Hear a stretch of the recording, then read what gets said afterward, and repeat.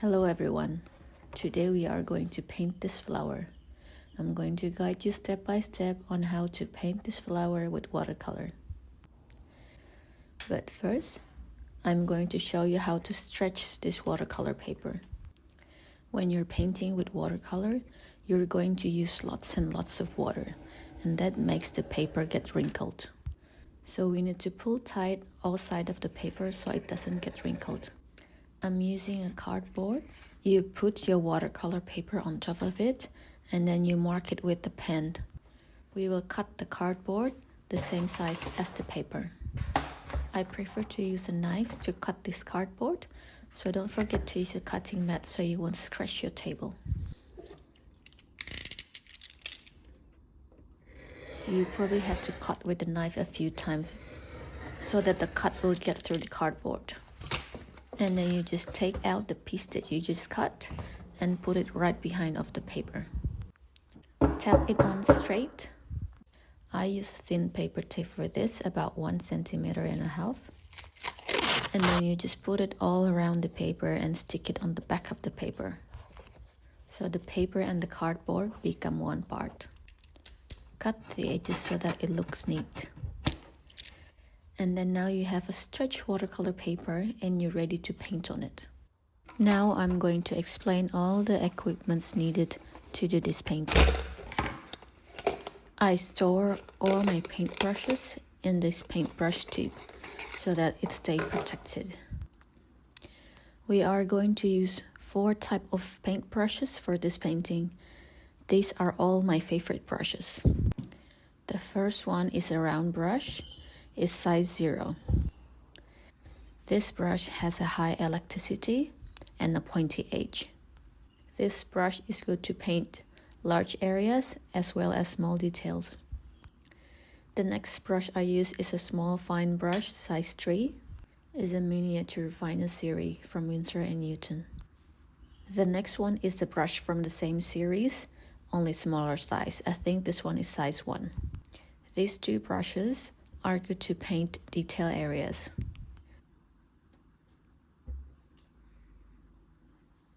The next one is a mop brush.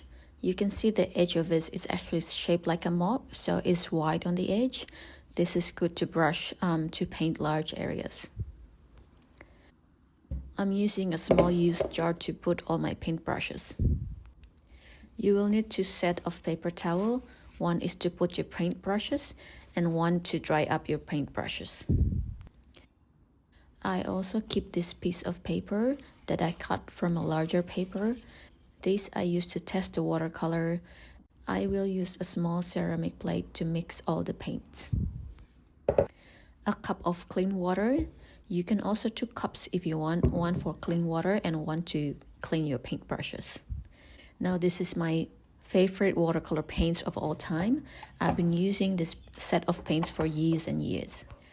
I know the price is a bit expensive, but once you get this, you can use it for a long time. You will be surprised how many paintings you can make with this small set of pens. It has all the colors you need, so you don't always have to mix color to get the color that you need, but it doesn't have too many so you don't get overwhelmed. I test all the colors of these paints and put it on a piece of paper, as you can see, so I know exactly how it will turn out when it's dry. Now you're going to lay all these equipment on the table, whichever you will be comfortable with as you work on your painting. I also tend to move things around as I paint, also because I'm filming, so I have to make sure that it looks good on the camera, but you do you. You can also have a photo reference ready for you to look at. This is especially useful when you want to see all the contrast and all the shadows of the flower. Now before we start, these paints need to be activated. It means you have to put some water on it and just leave it a little bit until all the paints and water get dissolved. I'm just going to wet the paints that I will use. For this particular painting, we're pretty much only going to use 2 colors, purple and black. In my previous videos that I make, we only use one color. I think now we're ready to use two types of colors. The first color I use will be purple. I do not mix this purple with any other color. I think this color is already good enough. So just take some paint and then put it on the ceramic plate, and then you can add some water on it. Watercolor paintings come in layers. I use 3 layers for this painting. Now I'm just going to pick one part of the flower and start putting the paint on. I love to use gradation on the first layer so the paint is not flat. It's going to be dense in one side and it's going to be less paint on the other side. To make that effect, you can use another brush. Just wet the brush with water, it means it's clean, there's no paint on it, and just quickly wash the paint that you just put on the paper, like this.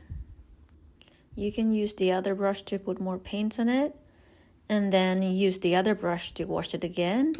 It depends how much you want the gradation to be smooth.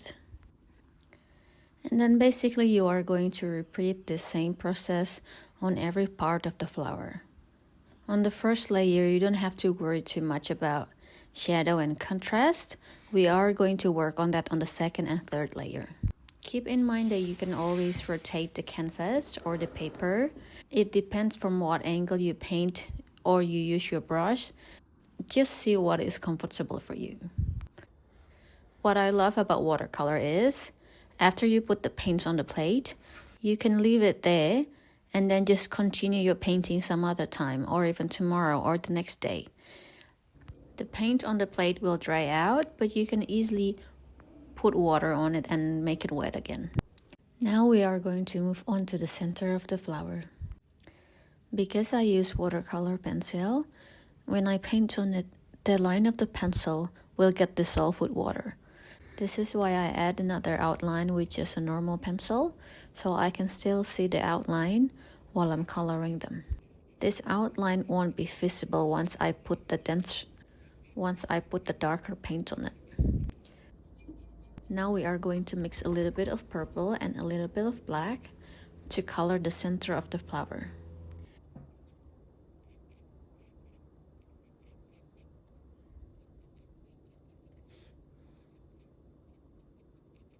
As we wait for this part to be dry, we're going to move on to the second layer of the flower petals. I will add more paint on the purple color that we used before, so the paint will be thicker.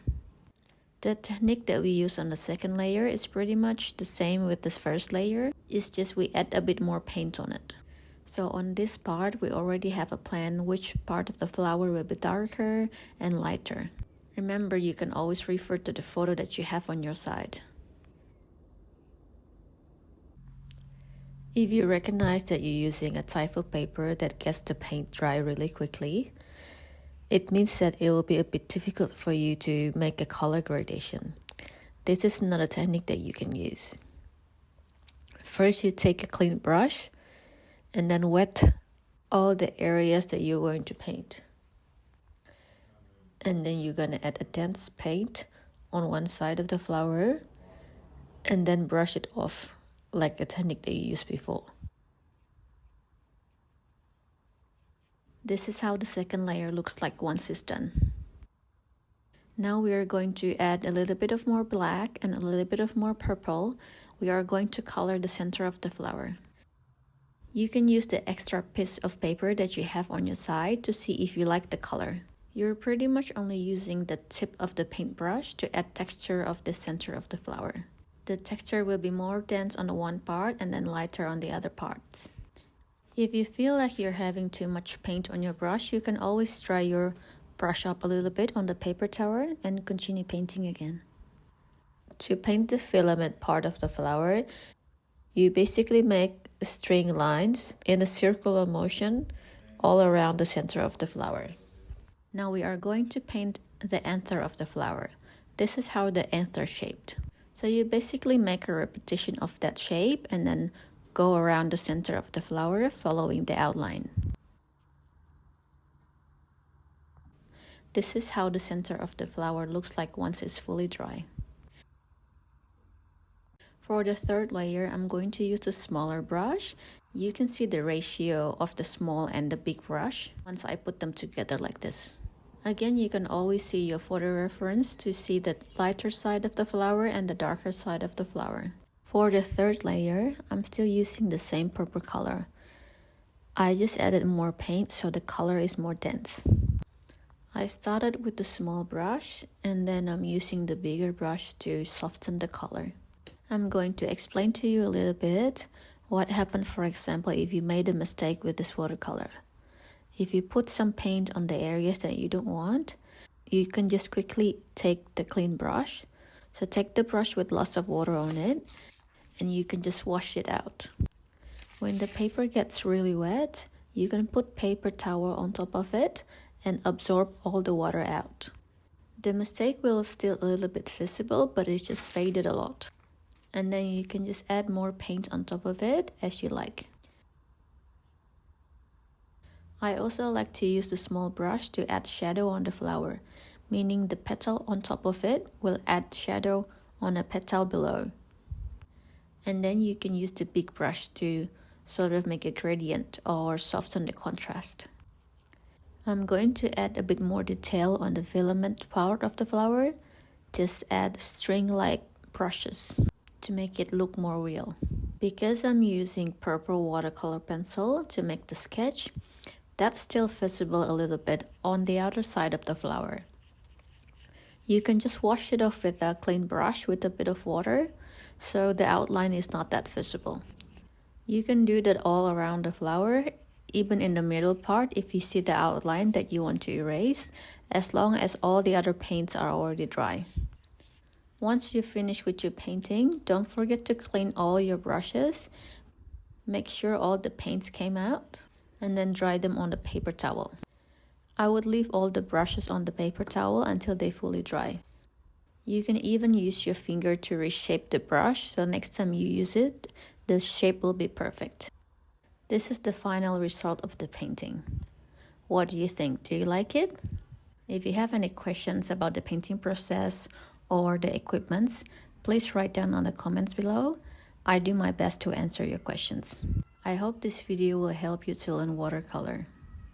Once you try it, I'm sure you will fall in love with it. If you want to learn watercolor but you worry about your ability to draw, you can just go to my website.